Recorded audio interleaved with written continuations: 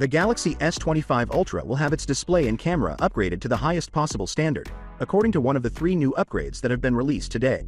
Ice Universe claims that the Galaxy S25 will include new features and design elements influenced by the Galaxy XR. For those who are unaware, Samsung's version of Apple's Vision Pro mixed reality headgear is called the Galaxy XR. Given that the Galaxy XR and the S25 Ultra are scheduled to arrive at around the same time, considerable overlap is expected. We are discussing possible design resemblances, seamless device-to-device connection, and perhaps even certain common functionality like Samsung Continuity and Galaxy AI. Samsung's decision to proceed with the Galaxy XR is intriguing, particularly in light of Apple's difficulties with sales of the Vision Pro. Samsung may attract more attention if they can price it much less than the $3,500 asking price of the Vision Pro. Either way, it will be fascinating to see whether Samsung is able to get this technology popular. Proceeding now, Samsung said that the Galaxy S25 Ultra would have top-tier improvements for both its display and camera during their most recent earnings conference. The display and camera will be upgraded to the greatest quality, according to the press release.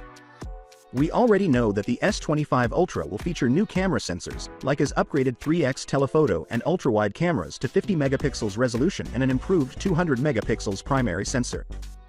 Additionally, Samsung said that they are aiming to enhance and provide fresh AI experiences with the S25 Ultra.